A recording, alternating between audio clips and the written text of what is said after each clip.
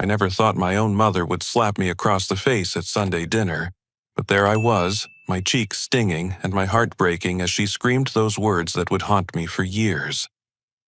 It all started when Mom suddenly put down her fork, looked directly at me, and said with complete seriousness, "Billy, I need you to give me your credit card right now.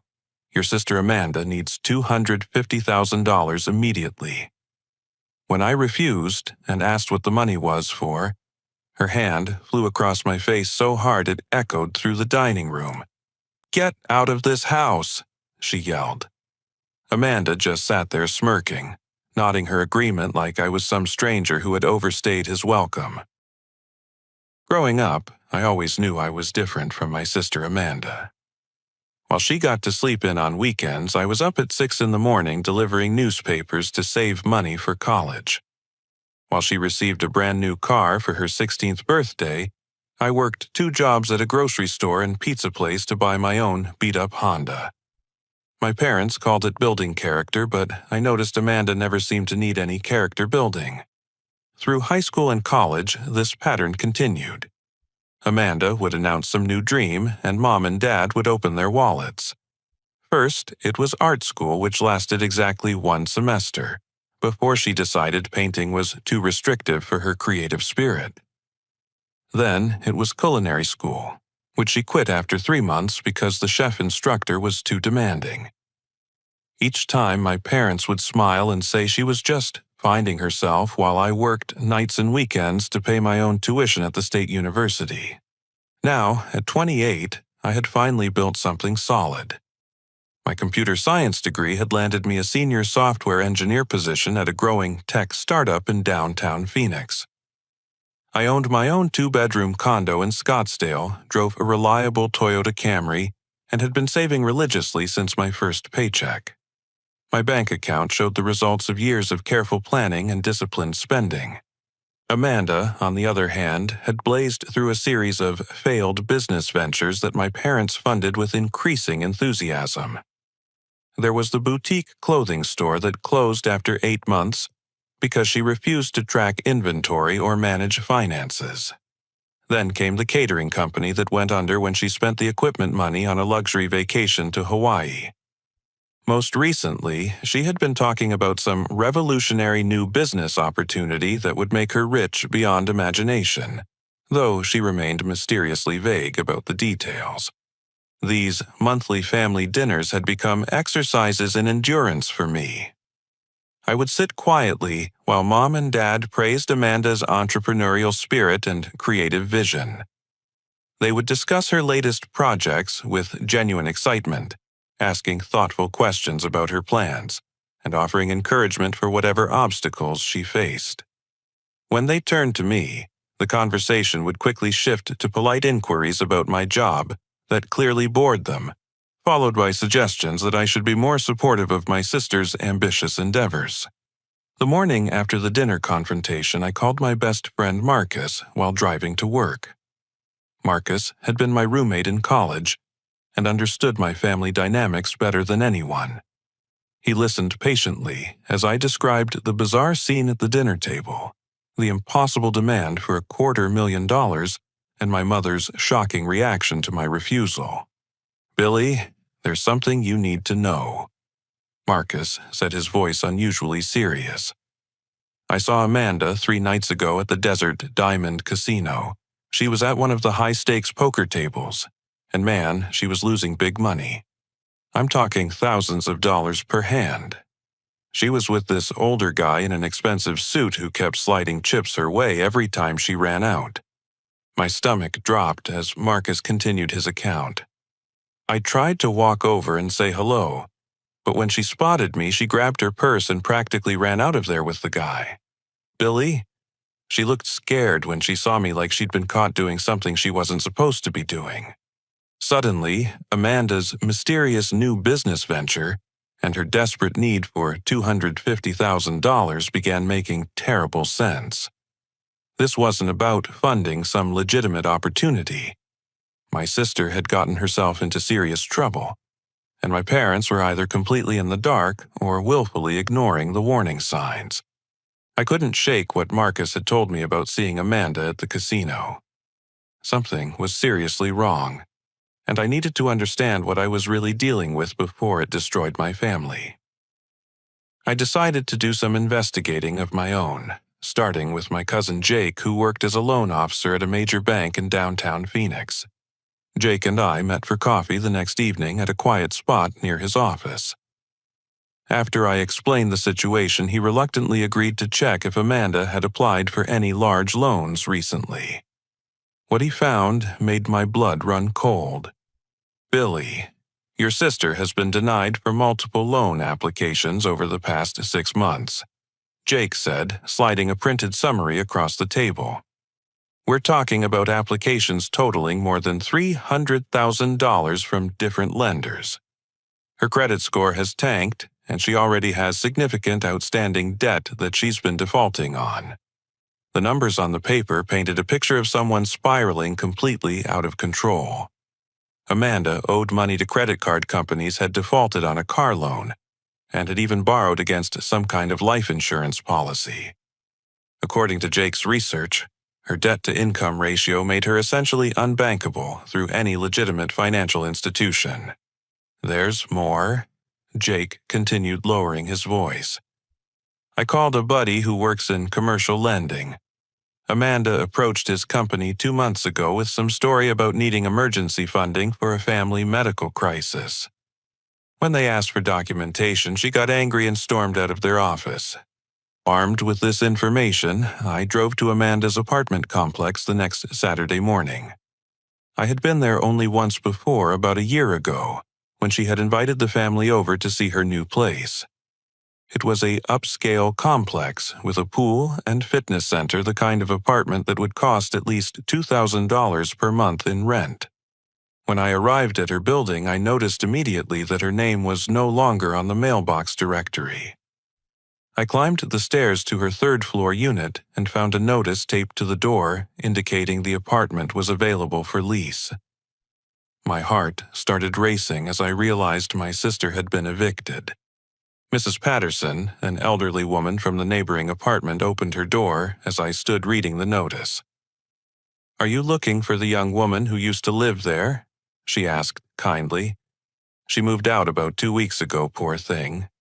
I introduced myself as Amanda's brother and asked if Mrs. Patterson had seen what happened. The story she told me was deeply troubling. "Your sister seemed like such a nice girl, always dressed so nicely and drove that pretty white BMW, Mrs. Patterson began. "But about a month ago, these men started coming around looking for her. They weren't rough or anything, but they were very serious, wearing suits and asking a lot of questions about her schedule and when she would be home." Mrs. Patterson described how Amanda had become increasingly nervous and jumpy.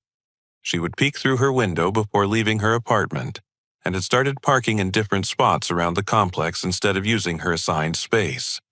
The night she moved out, it was almost midnight. Mrs. Patterson continued. "She had a rental truck and she was crying while she packed her things. She kept looking over her shoulder like she was afraid someone might show up. I offered to help, but she said she had to hurry and couldn't stop to talk." This painted a picture of someone running from serious trouble, not someone launching an exciting new business venture. I thanked Mrs. Patterson for her time and drove straight to the office of Amanda's former business partner, a woman named Sarah, who had worked with her on the failed catering company. I found Sarah at her new job managing a restaurant in downtown Tempe. When I explained who I was and why I wanted to talk, her expression immediately became guarded and uncomfortable. I wondered when someone from Amanda's family would eventually show up. Sarah said, leading me to a quiet corner booth. "Look, I didn't want to cause problems for your family, which is why I never said anything, but your sister nearly destroyed my life." Sarah's story was devastating. She and Amanda had been equal partners in their catering business, each contributing $15,000 to get started. They had shared access to the business bank account and had agreed that any withdrawals over $500 required both signatures. About 4 months into the business, I noticed money disappearing from our account, Sarah explained. Small amounts at first, a few hundred here and there, but then it got bigger. When I confronted Amanda, she always had some explanation about emergency expenses or equipment purchases, but she could never produce receipts. Sarah had trusted Amanda's explanations until she discovered that over $20,000 had been withdrawn without her knowledge or consent. When she demanded an accounting of where the money had gone, Amanda became defensive and accused Sarah of being controlling and suspicious. I finally figured out she was using our business account like her personal piggy bank. Sarah said, her voice filled with old pain and anger. She was gambling with our money, Billy. She would take cash advances from our business credit line and then lose it all at the casinos. When I threatened to report her for theft, she begged me not to press charges because it would destroy her relationship with your parents. Against her better judgment, Sarah had agreed not to involve the police, but the damage was already done. She had been forced to declare bankruptcy when the business collapsed, and her personal credit had been ruined by the debts Amanda had accumulated. Sarah was still rebuilding her financial life 3 years later. I tried to warn your parents indirectly, Sarah said as our conversation ended. I called your mother and suggested they be careful about any business deals with Amanda, but your mom just thought I was being vindictive about our partnership ending badly. Driving home from that meeting, I realized Amanda had been systematically lying to and stealing from people for years. She had used our family's good reputation and people's reluctance to create drama as a shield to protect herself from consequences. The pattern was becoming clear, and I was terrified about what she might be planning next. Armed with concrete evidence of Amanda's gambling addiction and history of theft, I decided it was time to have a serious conversation with my parents. I couldn't stand by and watch them potentially lose everything to fund my sister's destructive behavior. On Thursday evening, I drove to their house in Central Phoenix, carrying copies of all the documentation Jake had provided and notes from my conversations with Mrs. Patterson and Sarah. Mom and Dad were watching the evening news when I arrived. They seemed surprised to see me since our last interaction had ended so badly, but they invited me in and offered me coffee. I sat down across from them in the living room where I had spent countless evenings as a child, and began explaining what I had discovered about Amanda's real situation. Mom, Dad, I need you to listen to me very carefully. I began setting the loan application papers on the coffee table between us. Amanda doesn't need money for any legitimate business venture. She has a serious gambling problem and she's been lying to everyone about what's really going on in her life. I walked them through Jake's findings about the multiple loan denials and Amanda's mounting debts. I described Marcus's account of seeing her at the casino losing thousands of dollars with some unknown man fronting her money. I explained how she had been evicted from her apartment and how Mrs. Patterson had seen suspicious men looking for her. Instead of concern or alarm, Mom's face began flushing with anger as I spoke. "Billy, I cannot believe you would stoop this low," she said, her voice rising. "Are you so jealous of your sister's success that you would make up these horrible lies to try to sabotage her when she needs help? Most." Dad, who was usually the calm mediator in family conflicts, shocked me by slamming his hand on the coffee table. "This is exactly the kind of vindictive behavior we've come to expect from you, Billy. Amanda told us you might try to turn us against her because you've always resented her entrepreneurial spirit." I stared at my father in disbelief. "Dad, these aren't lies. This is documentation from banks and insurance companies. I have witnesses who saw what happened. Amanda has been stealing money and lying to people for years." "Enough," Mom shouted, standing up and pointing toward the door. "I will not sit in my own home and listen to you slander your sister with these fabricated stories. Amanda warned us you might try something like this because you're angry about being asked to help the family." The conversation spiraled completely out of control as my parents refused to even look at the evidence I had brought.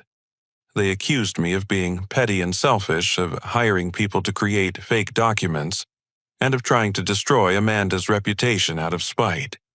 Nothing I said could penetrate their absolute certainty that I was lying.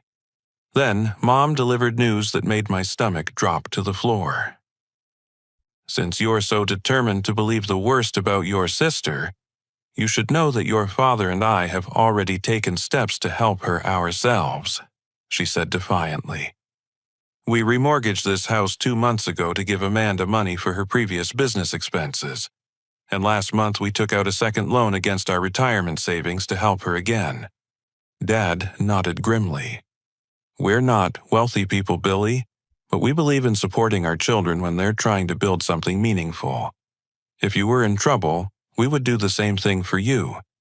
I felt sick as I realized my parents had already put their financial security at risk based on Amanda's lies. Their house, which they had owned for 25 years, was now leveraged to help fund my sister's gambling addiction. Their retirement savings, accumulated over decades of careful planning, had been converted into poker chips and casino debts. How much money have you already given her? I asked, dreading the answer. That's none of your business, Mom snapped. But if you must know, we've provided Amanda with nearly $100,000 over the past 6 months to help her establish her business operations. Before I could respond to this devastating news, my phone started ringing. The caller ID showed Amanda's name, which seemed like an impossible coincidence, given what we were discussing. Against my better judgment, I answered the call and put it on speaker so my parents could hear. Billy, thank God you answered. Amanda's voice came through the phone, sobbing and panicked. I need you to listen very carefully because I don't have much time. These people who I owe money to, they grabbed me outside my apartment and they're holding me somewhere. I don't know where I am, but they said if I don't get them $250,000 by Friday, they're going to hurt me really badly.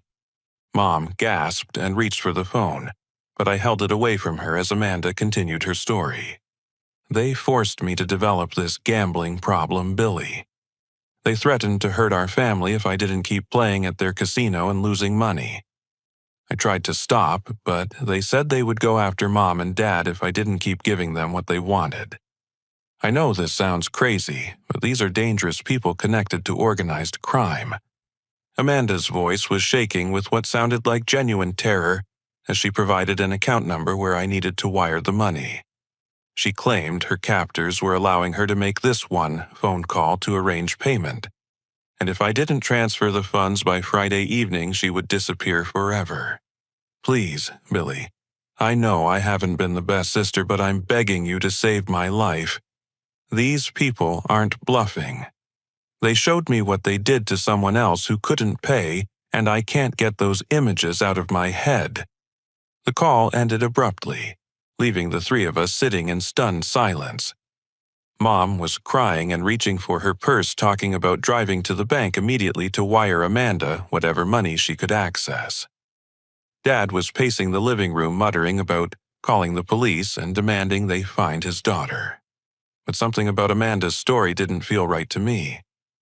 The timing was too convenient, her explanation too elaborate, and her emotional performance too perfectly calibrated to manipulate my parents' fears. I had seen Amanda lie convincingly many times before, and this felt like her most ambitious deception yet.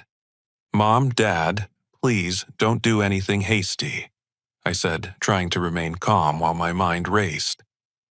If Amanda has really been kidnapped, we need to call the FBI, not wire money to some random account.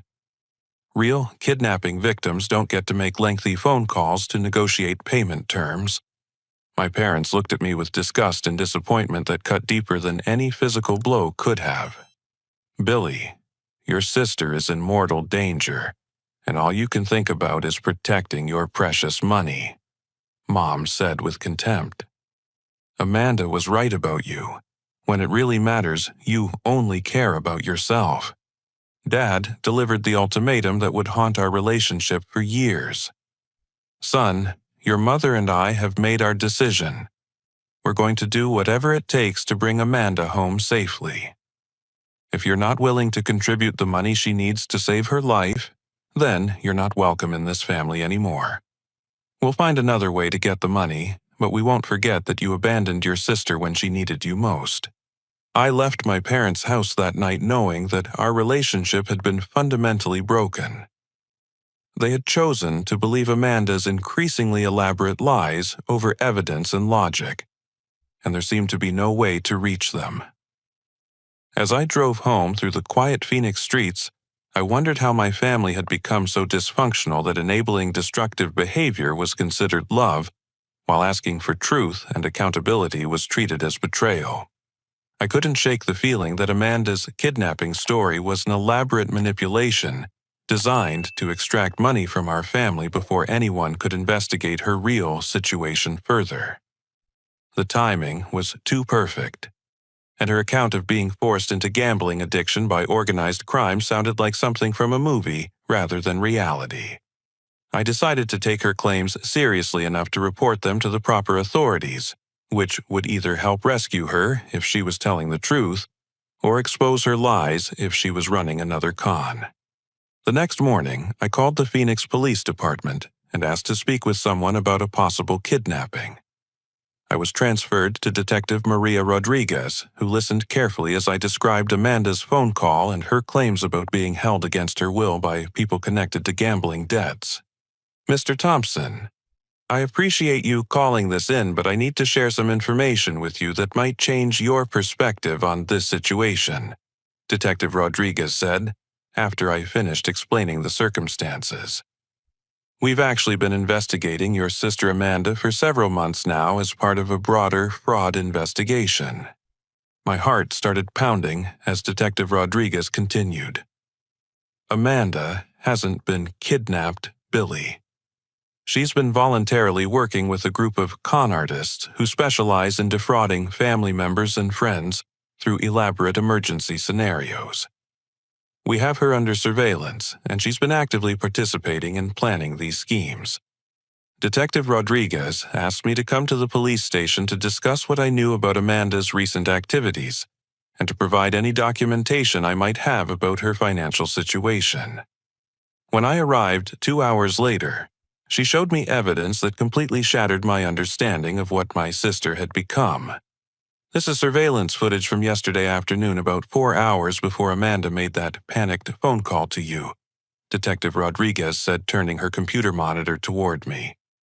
The video showed Amanda sitting in an upscale restaurant in Scottsdale laughing and toasting champagne glasses with the same well-dressed older man Marcus had seen her with at the casino. Her name is actually Amanda Thompson, but she's been using several false identities when approaching potential victims, the detective explained. The man she's with is Robert Chen, and he's the leader of this fraud ring.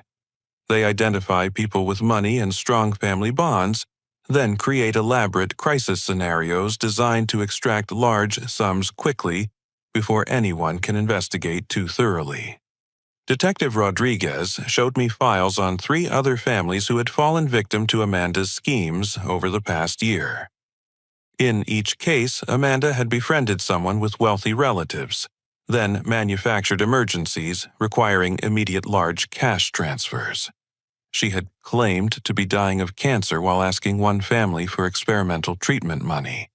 She had pretended to be trapped in a foreign country needing bail money from another family. The kidnapping story was just her latest creative scenario. What makes your sister particularly effective is that she uses real emotional knowledge about her targets. Detective Rodriguez continued. She knows exactly which buttons to push because she has genuine relationships with the people she's defrauding. Her own family represents her biggest potential payday because she understands your parents' psychology better than anyone. The detective explained that Amanda had been living in a luxury apartment in Scottsdale, under a false name funded by money she had stolen from previous victims. The eviction from her old apartment had been staged to create evidence supporting her story about being in financial trouble. Even Mrs. Patterson's account of seeing suspicious men had been orchestrated with members of the fraud ring posing as creditors to establish Amanda's cover story. We've been building a case against this entire organization for months, Detective Rodriguez said. Your sister's phone call yesterday was recorded because we have warrants to monitor the phones of everyone involved in this ring. Amanda knew exactly where she was when she called you, and she was reading from a script that Robert Chen had prepared. I felt physically sick as the full scope of Amanda's betrayal became clear. She hadn't just been lying to our family about gambling debts or business ventures. She had been systematically manipulating people's emotions and exploiting their love for her as part of an organized criminal enterprise. Every tear she had shed, every desperate plea for help, had been carefully calculated to maximize the psychological pressure on her targets. Detective Rodriguez, my parents are planning to wire money to save Amanda's life, I said urgently. They've already mortgaged their house and used their retirement savings based on her previous lies. If they send more money now, they could lose everything they own. I'm afraid your parents may have already acted on Amanda's demands, the detective replied grimly. We've been monitoring the account number Amanda provided, and it received a wire transfer of $50,000 early this morning. The money was immediately moved through several offshore accounts, which is the standard process this fraud ring uses to make funds untraceable. My worst fears were confirmed when Detective Rodriguez showed me the wire transfer records. My parents had gotten up early and gone to their bank the moment it opened, liquidating what remained of their savings and retirement accounts to send money to Amanda's criminal associates. They had also applied for a home equity loan that would be processed within 48 hours, giving them access to additional funds they planned to send. Is there any way to stop them from sending more money? I asked desperately. Not unless they voluntarily choose to stop, Detective Rodriguez said. We can't prevent people from wiring their own money even if we know they're being defrauded. The best we can do is provide them with evidence and hope they make rational decisions. I tried calling my parents to warn them about what I had learned, but they refused to answer their phones.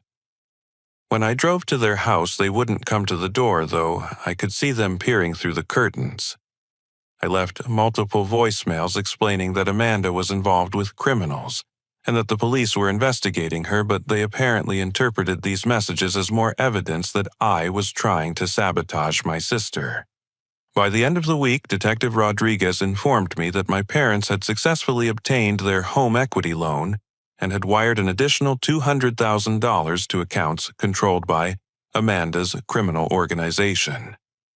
Combined with their previous transfers, they had now sent nearly $250,000 to people who had been lying to them from the beginning.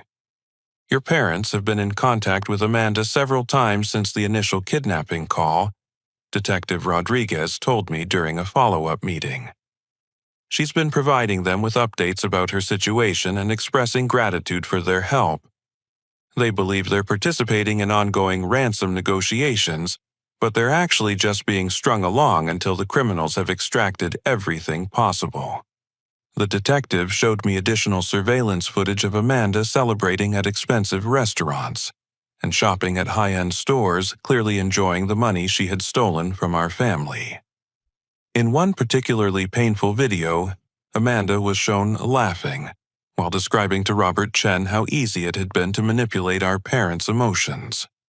We're planning to arrest Amanda and the other members of this fraud ring within the next few weeks, Detective Rodriguez said.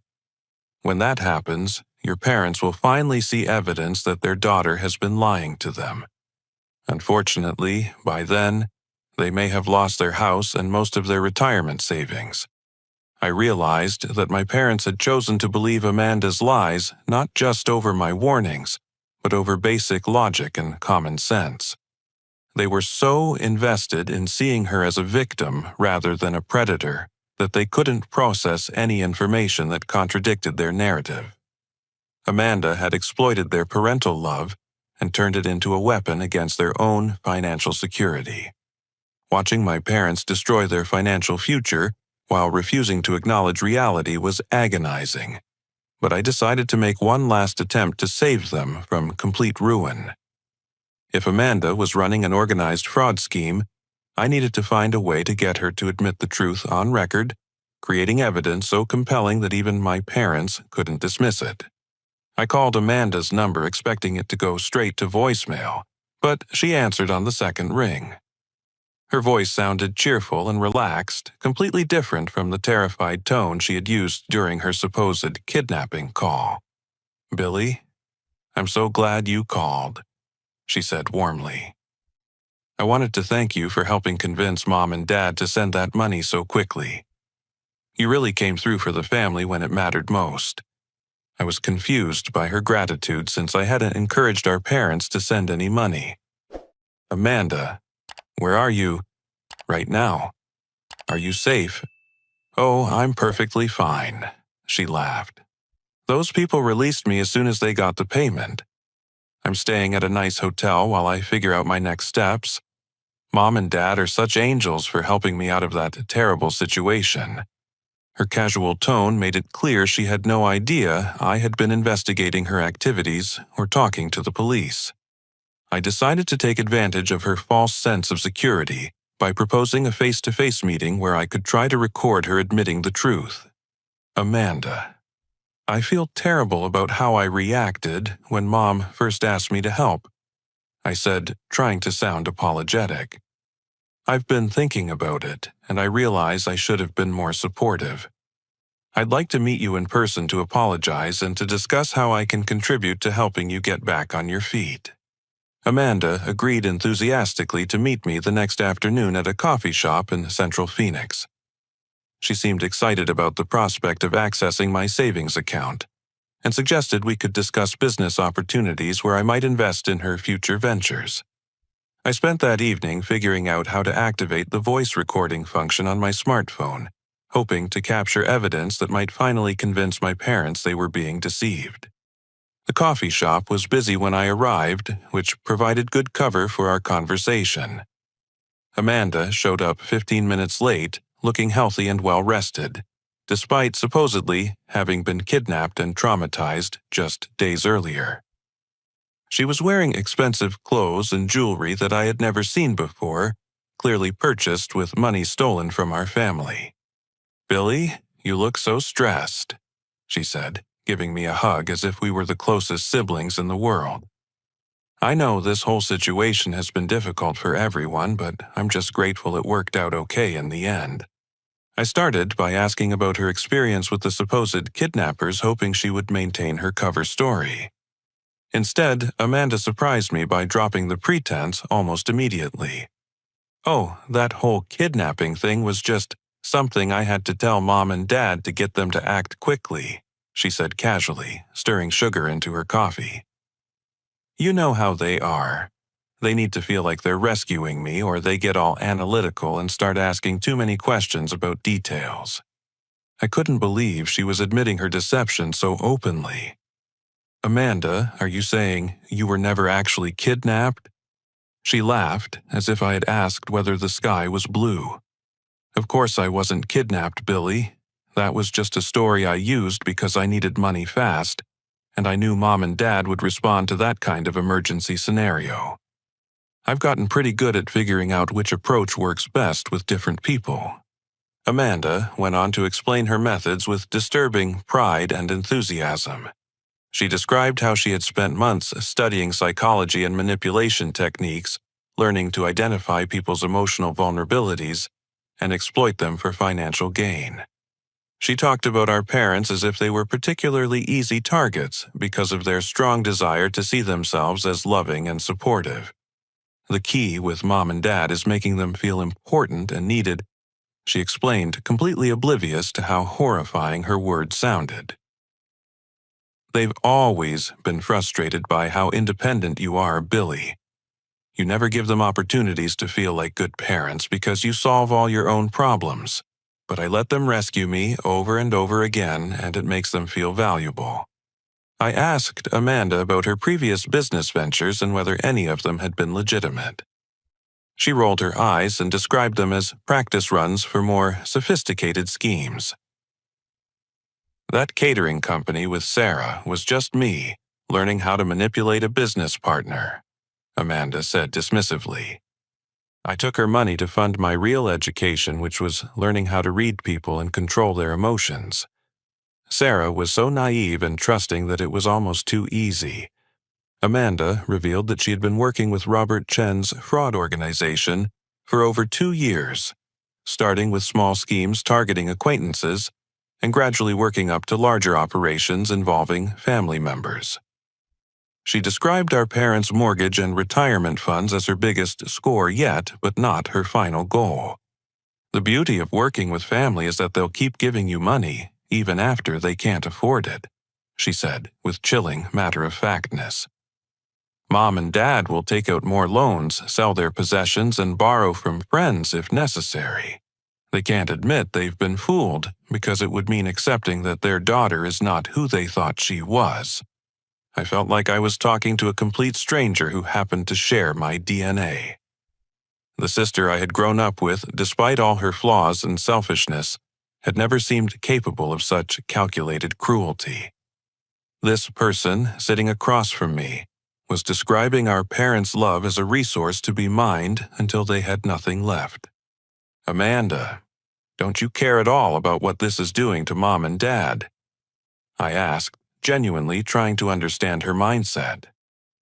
They've put their house at risk and destroyed their retirement plans because they believe you're in danger. Her response revealed the depth of her psychological transformation. Billy, you've always been jealous because they love me more than they love you, she said with a cold smile. But you never understood why that is. It's not because I'm more talented or more deserving. It's because I make them feel needed while you make them feel useless. Amanda explained her twisted philosophy about family relationships, arguing that people who demand independence and refuse help are actually being cruel to those who want to provide support. According to her logic, she was doing our parents a favor by giving them opportunities to feel important and generous. You could have been part of this, Billy, she continued. Robert has taught me that every family has someone who can be turned into a resource if you approach them correctly. Your problem is that you think honesty is more important than making people happy. The conversation took an even darker turn when Amanda threatened me directly. If you try to interfere with my relationship with Mom and Dad by sharing what we've talked about today, I'll tell them that you attacked me at this meeting, she said calmly. I'll show up at their house with bruises and tears, claiming that you tried to force me to sign papers, giving you control of my finances. Who do you think they'll believe? I realized that Amanda had become someone genuinely dangerous, not just to our parents' financial security, but potentially to anyone who threatened her schemes. She had learned to weaponize people's emotions with the skill of a professional con artist, and she had no moral boundaries that would prevent her from destroying lives to get what she wanted. The recording on my phone captured every word of Amanda's confession, providing clear evidence of her fraud and manipulation. However, when I got home and tried to call my parents to play them the recording, I discovered they had already acted on Amanda's latest request for money. Detective Rodriguez called me that evening with devastating news. Billy, your parents wired another $75,000 this afternoon to an account controlled by the fraud ring, she said. They took out a personal loan using their car as collateral and cleaned out a joint savings account they had with your mother's sister. My parents had now transferred over $300,000 to criminals based on Amanda's lies. They had leveraged everything they owned and borrowed against assets that belonged to other family members. Even if the police successfully arrested Amanda and her criminal associates, the chances of recovering any meaningful amount of money were virtually zero. There's something else you need to know, Detective Rodriguez continued. We've been monitoring Amanda's communications, and she's planning to disappear soon. Her criminal organization typically extracts as much money as possible from victims and then vanishes before anyone can build a legal case against them. I realized that Amanda's coffee shop confession had been possible only because she was confident she would be gone before I could use the information against her. She had been testing whether I might become a problem that needed to be handled more aggressively. My parents would soon lose contact with their daughter entirely, but not before she had taken everything they had managed to accumulate over a lifetime of hard work. The weeks following Amanda's confession were among the most difficult of my life. I watched my parents struggle with mounting financial pressure while continuing to defend Amanda's character to anyone who would listen. They had told extended family members, neighbors, and longtime friends that I had abandoned the family during a crisis, painting me as selfish and heartless for refusing to help rescue my kidnapped sister. The social consequences of their narrative were devastating for me personally. My Uncle Tom, who had been like a second father during my childhood, stopped returning my phone calls after my parents told him I had refused to help save Amanda's life. My grandmother, who was 86 years old and had always been proud of my accomplishments, sent me a letter expressing disappointment that I had become so cold and money-focused. Cousins who had been close friends growing up began treating me like a stranger at family gatherings when they bothered to invite me at all. My parents' financial situation deteriorated rapidly as loan payments came due, and their income proved insufficient to cover their new obligations. They fell behind on their mortgage payments and received foreclosure warnings that they tried to hide from neighbors and family. The stress of their financial crisis began affecting their health, with Mom developing anxiety-related insomnia and Dad experiencing chest pains that required emergency room visits. 6 months after Amanda had supposedly been rescued from kidnappers, Detective Rodriguez called with an update that provided the first glimmer of hope in this entire nightmare. Billy, I wanted to let you know that we finally made arrests in this fraud case, she said. Amanda and 4 other members of the criminal organization were taken into custody in Las Vegas as part of a coordinated operation involving multiple law enforcement agencies. Detective Rodriguez explained that Amanda had been arrested at a luxury resort where she had been living under a false identity using money stolen from my parents and other victims. When police searched her hotel room, they found evidence linking her to fraud schemes in 6 different states involving total losses exceeding $2 million. Your sister won't be getting out of this one. Billy, the detective assured me. We have recorded phone calls, financial records, surveillance footage, and testimony from multiple victims. She's looking at federal fraud charges that could result in 8 to 10 years in prison. More importantly, for my family's situation, Detective Rodriguez explained that federal prosecutors were pursuing asset forfeiture to recover money for victims. Amanda had used stolen funds to purchase expensive jewelry, art, and other luxury items that could be liquidated to provide partial restitution. I want you to understand that victims typically recover only a small percentage of their losses in these cases, Detective Rodriguez warned. But there may be some money available, and your parents will be eligible to apply for compensation through the Victim Restitution Program. The detective also mentioned that my recorded conversation with Amanda would be crucial evidence in the prosecution's case. Her detailed confession to manipulating our family and working with organized criminals would help establish a pattern of deliberate fraud rather than simple financial mismanagement. However, the legal process would take years to complete, and my parents were facing foreclosure on their house within the next few months. Even if they eventually recovered some money through victim restitution, it would be too late to save their home or rebuild their retirement savings. I realized that my parents would need immediate help to survive financially, while the legal system slowly worked toward justice. At the same time, I understood that simply giving them money would enable the same dysfunction that had allowed Amanda to manipulate them so effectively. They needed to face real consequences for their choices before they could learn and grow from this experience. After considerable thought, I developed a plan that would provide my parents with anonymous assistance while allowing them to experience accountability for their decisions. I began paying their utility bills directly to the companies, ensuring they had electricity, water, and heat without knowing where the payments were coming from. I arranged for grocery deliveries to their house twice a week, prepaid, and scheduled to arrive when they would be home. I also contacted their mortgage company and worked out a payment plan that would prevent foreclosure while giving my parents time to adjust their budget. I made the payments anonymously through a lawyer, creating a paper trail that protected my parents' home without revealing my involvement. These interventions kept my parents from becoming homeless or losing basic services, but they still had to deal with the stress and uncertainty of their financial crisis. They were forced to sell their car and buy an older, less reliable vehicle. They had to give up cable television, restaurant meals, and other conveniences they had taken for granted. They learned what it felt like to worry about money and to make difficult choices about spending priorities. During this period, I also began documenting everything I knew about Amanda's crimes and their impact on our family. I wrote detailed accounts of her history of manipulation, her confession to fraud, and the progression of lies she had used to extract money from our parents. I contacted other victims of her schemes and began building a comprehensive record of her criminal activities.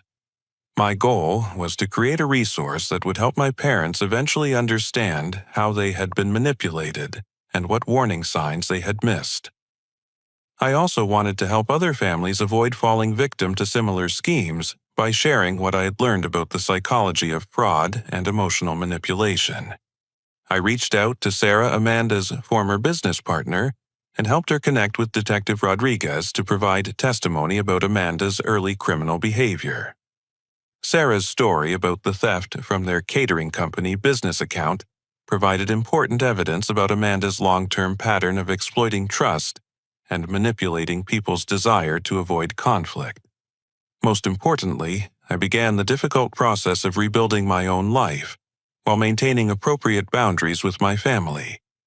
I started therapy to work through the trauma of being rejected and vilified by people I loved for trying to protect them from harm. I learned strategies for managing relationships with family members who had proven they would choose comfortable lies over difficult truths. I also focused on my career and personal relationships, strengthening connections with people who valued honesty and integrity. I had been so focused on trying to rescue my family that I had neglected friendships and professional opportunities. I began investing energy in relationships that were based on mutual respect rather than manipulation and obligation. The waiting period before Amanda's trial was emotionally challenging, but it also provided time for reflection and healing. I came to understand that my parents' rejection of me said more about their psychological limitations than about my character or behavior. I learned that protecting myself from toxic family dynamics wasn't selfish but necessary for my own mental health and growth. 5 years passed between the night I walked out of that devastating family dinner and the phone call that would finally bring resolution to our family's crisis. During those years, I had built a successful tech company with my college girlfriend Rachel, who became my wife in a small ceremony attended by friends and chosen family.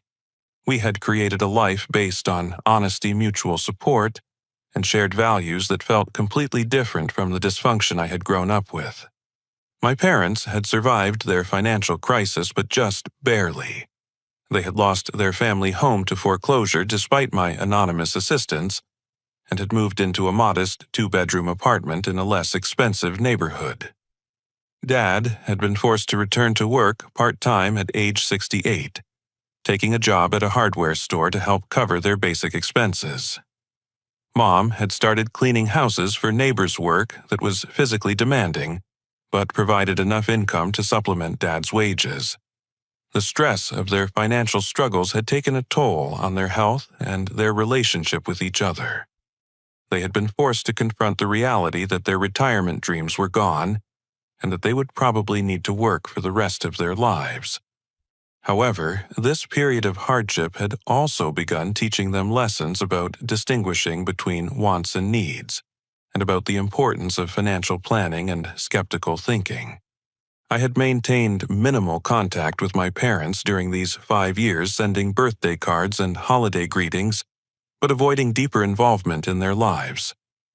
This wasn't out of anger or resentment, but from a recognition that our relationships needed clear boundaries to prevent further manipulation and dysfunction. I continued providing anonymous help with their most basic needs, but I didn't reveal my involvement or expect gratitude for my assistance. The phone call came on a Tuesday morning in October, while Rachel and I were having coffee and planning our workday. My phone showed 35 missed calls from Mom, which immediately triggered anxiety since my parents typically called only on holidays or in emergencies. When I finally answered, Mom was crying so hard I could barely understand what she was saying.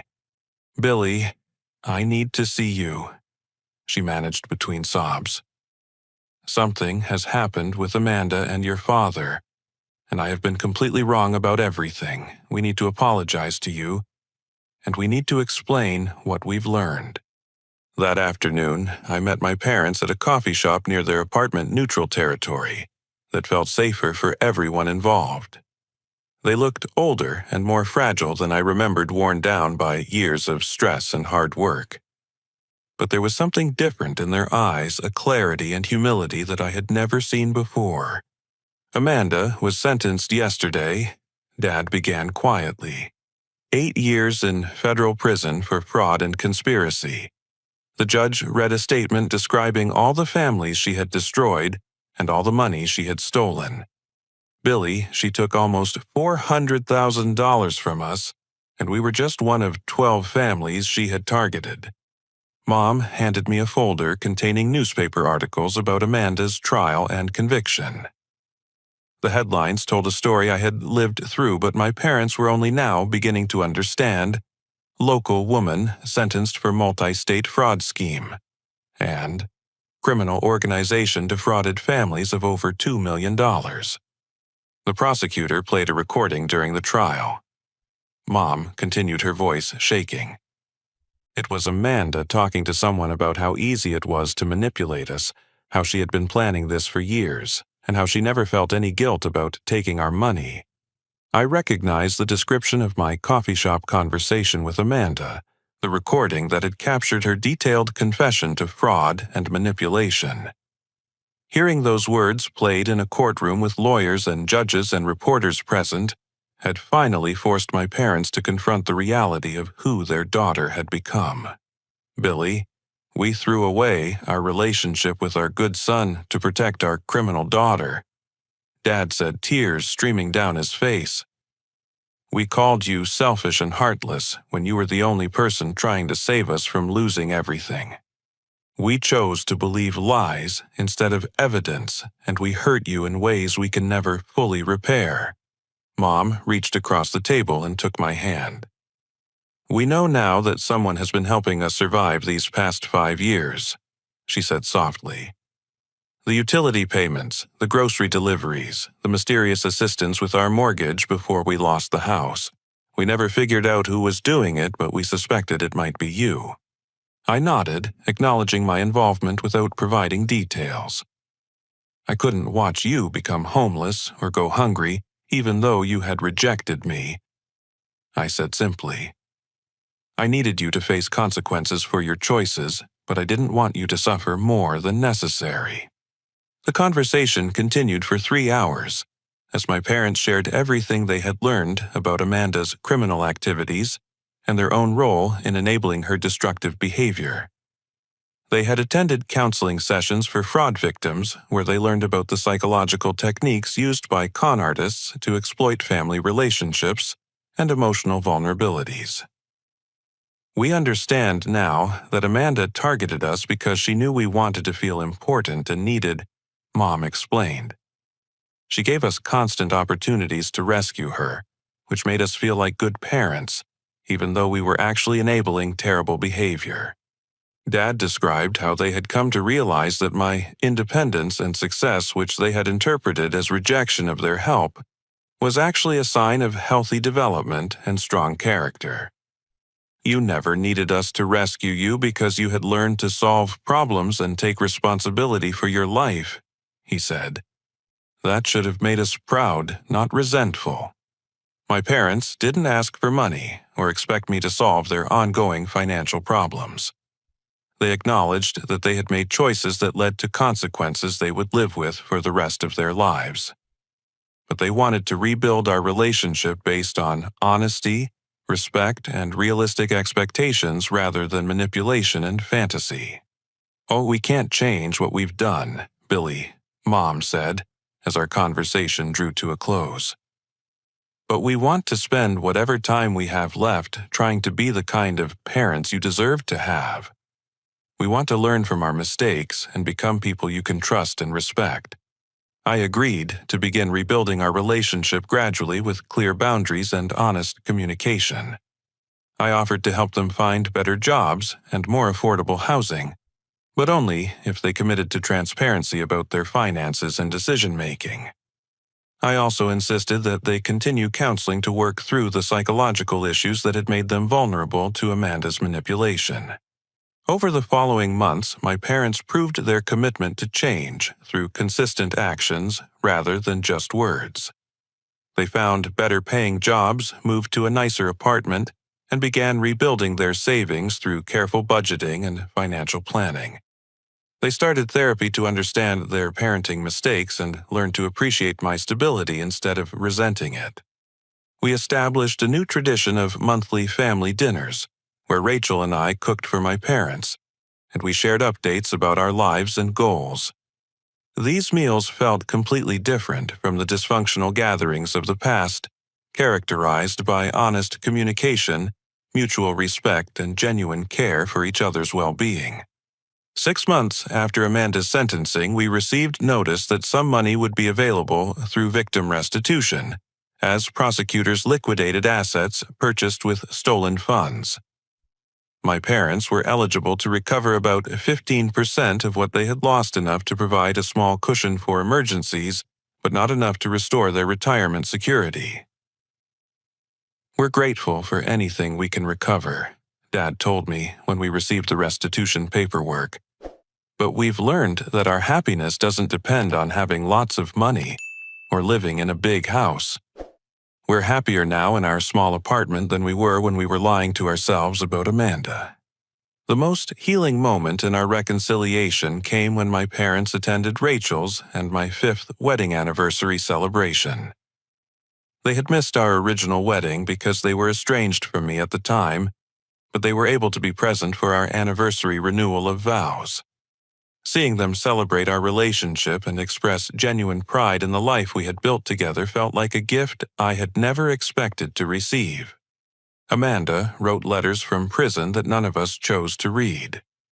According to Detective Rodriguez, these letters typically contained manipulative attempts to portray herself as a victim of circumstances and to generate sympathy for early release.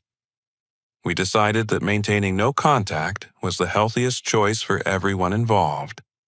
The experience taught me that sometimes the greatest act of love is allowing people to face the consequences of their choices, because only through accountability can genuine healing and transformation occur. Enabling destructive behavior, even with good intentions, ultimately hurts everyone involved and prevents the growth that comes from learning hard lessons. My parents learned that supporting your children doesn't mean believing everything they tell you or funding every request they make. Real love requires discernment, boundaries, and sometimes the courage to say no when someone you care about is engaging in self-destructive behavior. Our family is smaller now, but it's healthier and more honest than it has ever been. We've learned to value integrity over harmony, truth over comfort, and accountability over enablement.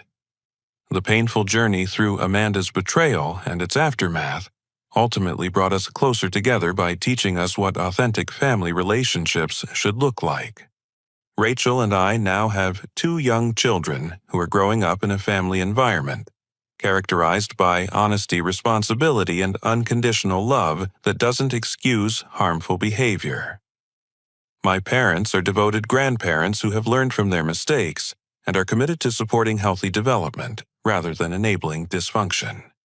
The story of our family's crisis and eventual healing has become something I share with other people who are dealing with similar situations involving fraud manipulation and family dysfunction. The lessons we learned about recognizing emotional manipulation and maintaining appropriate boundaries have helped other families avoid the mistakes we made and recover more quickly from betrayals. Have you ever had to choose between protecting someone you love and protecting them from the consequences of their actions? How do you balance family loyalty with personal boundaries when someone you care about is engaging in destructive behavior? I'd love to hear your thoughts and experiences in the comments below. If this story resonated with you, please give it a like and share it with others who might benefit from hearing about our journey. Don't forget to subscribe for more stories about overcoming family challenges and building healthier relationships. Thank you for listening to our story, and I hope it provides encouragement for anyone who is struggling with similar difficult family dynamics. Remember that choosing truth over comfort is always the path toward genuine healing and growth.